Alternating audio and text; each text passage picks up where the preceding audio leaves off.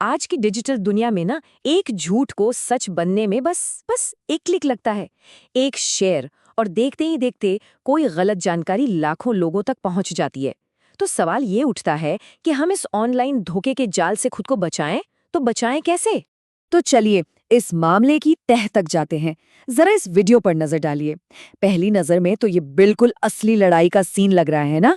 इसे देखकर किसी का भी हाथ मतलब फौरन शेयर बटन पर जा सकता है। इस वीडियो को पता है क्या बताकर फैलाया गया कि ये पूर्वी यूक्रेन में स्वीट लोडार्स्क की लड़ाई का है।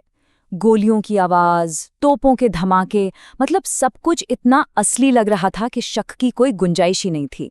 लेकिन जैसा कि अक्सर होता है, जो दिख रहा था उसके पीछे की कहानी कुछ और ही थी। तो चलिए अब पहनते हैं एक डिजिटल जासूस वाली टोपी। पता लगाते हैं कि हम जो ऑनलाइन देख रहे हैं वो असली है या नकली। इसके लिए क्या क्या तरीके अपनाए जा सकते हैं। देखिए, किसी भी पुराने या रिसाइकिल किए हुए वीडियो को पकड़ने का सबसे आसान तरीका है रिवर्स इमेज सर्च। बस वीडियो का एक स्क्रीनशॉट लेना है और उसे गूगल पर सर्च कर देना है। ज्यादातर मामलों में इससे फौरन पता चल जाता है कि वीडियो असल में आया कहाँ से है। लेकिन मजे की बात यह है कि स्वीट लोडार्स्क वाले केस में ये आसान सा तरीका काम ही नहीं आया। हर सर्च यही दिखा रहा था कि वीडियो तो नया है, बिल्कुल असली है। तो फिर सच का पता चला कैसे? यहाँ पर काम आई क्रिएटिव सर्चिंग। हुआ ये कि वीडियो में एक सैनिक की हंसने की आवाज सुनाई देती है, जो असली लड़ाई के बीच में थोड़ा अजीब लगता है। बस इसी छोटे से सुराग ने जांच करने वालों को सोचने पर मजबूर कर दिया। उन्होंने सोचा, रूसी बोलने वाले सैनिक रात में ऐसी घटना को हंसते हुए क्यों फिल्माएंगे? और बस जब उन्होंने रशियन भाषा में रात का प्रशिक्षण जैसे कि कीवर्ड्स खोजे तो असली वीडियो सामने आ गया।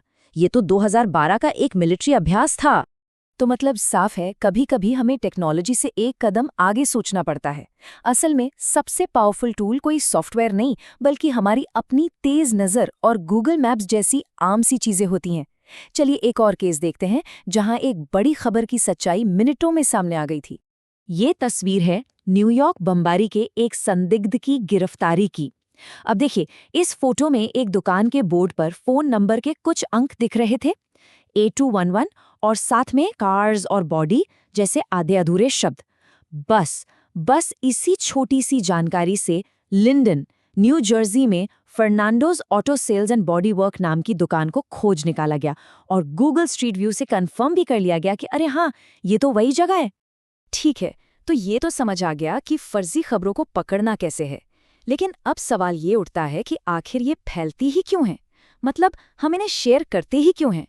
बॉयजी स्टेट यूनिवर्सिटी की एक स्टडी में एक बहुत ही दिलचस्प बात सामने आई। जब लोगों को एक फर्जी खबर दिखाई गई तो पता क्या हुआ? उनमें से सिर्फ 19.2% लोगों ने ही उसे शेयर करने की इच्छा जताई। इसका मतलब तो ये हुआ कि ज्यादातर लोग सावधान रहते हैं, पर जो लोग शेयर करते हैं उनके पीछे क्या वजह होती है?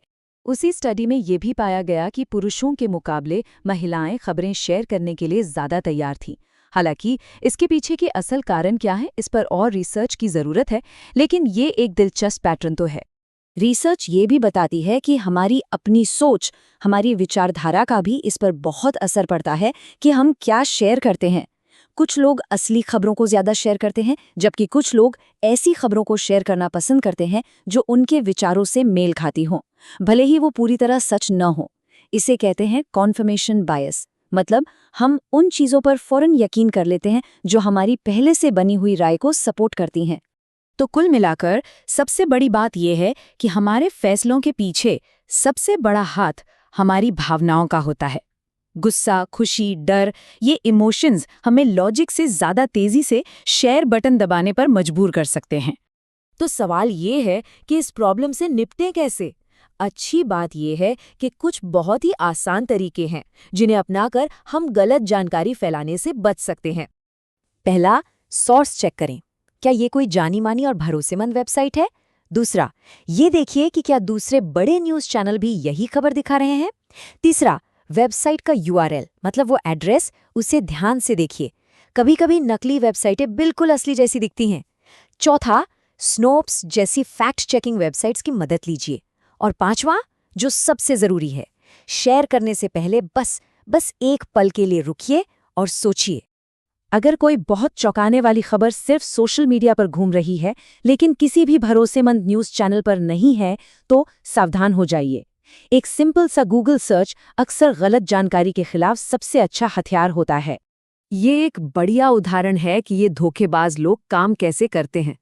ये लोग अक्सर पुरानी घटनाओं के वीडियो उठा लेते हैं, जैसे 2011 में मॉस्को एयरपोर्ट पर हुए हमले का वीडियो, और उसे थोड़ा बहुत बदल देते हैं। कभी जूम कर दिया, कभी रंग बदल दिया, और बस उसे किसी नई घटना का बताकर फैला देते हैं। तो सिर्फ फैक्ट चेक करना ही काफी नहीं है, एक जिम्मेदार ऑनलाइन नागरिक बनना इससे भी आगे की बात है। हम ऑनलाइन जो कुछ भी करते हैं ना, वो एक तरह से हमेशा के लिए वहां रह जाता है। इसे डिजिटल फुटप्रिंट कहते हैं। इसलिए कुछ भी पोस्ट करने से पहले सोचिए, अपनी प्राइवेसी सेटिंग्स को टाइम टाइम पर चेक करते रहिए, और अपना फ़ोन नंबर या पता जैसी पर्सनल जानकारी तो कभी भी अनजान लोगों से शेयर मत कीजिए। अक्सर जब भी कोई बड़ी घटना होती है तो कुछ लोग सिर्फ लाइक्स और शेयर्स पाने के चक्कर में सनसनीखेज या झूठी खबरें फैलाने लगते हैं, और जब हम बिना सोचे समझे कुछ भी शेयर कर देते हैं तो हम अनजाने में उनके इस खेल का मोहरा बन जाते हैं। तो आखिर में ये सारी बातें एक बेहतर और हेल्दी ऑनलाइन माहौल बनाने के लिए हैं, और इसकी शुरुआत हम सबकी अपनी अपनी जिम्मेदारी से होती है। हमें ऑनलाइन दुनिया में थोड़ी सहानुभूति, थोड़ी हमदर्दी दिखानी चाहिए। किसी को जवाब देने से पहले एक पल रुकें, अच्छे शब्दों का इस्तेमाल करें, और हमेशा याद रखें कि स्क्रीन के उस पार भी एक इंसान ही बैठा है जिसकी अपनी भावनाएं हैं। एक बात हमेशा याद रखिए, हमारा एक अकेला शेयर पूरी कहानी को बना भी सकता है और बिगाड़ भी सकता है। ये सच को फैला भी सकता है या फिर किसी झूठ को और ताकत दे सकता है, और चुनाव हमारे हाथ में है। तो अगली बार जब हाथ शेयर बटन की तरफ बढ़े तो एक पल के लिए रुककर खुद से बस एक सवाल पूछिए, क्या मैं समाधान का हिस्सा बन रहा हूं या समस्या का?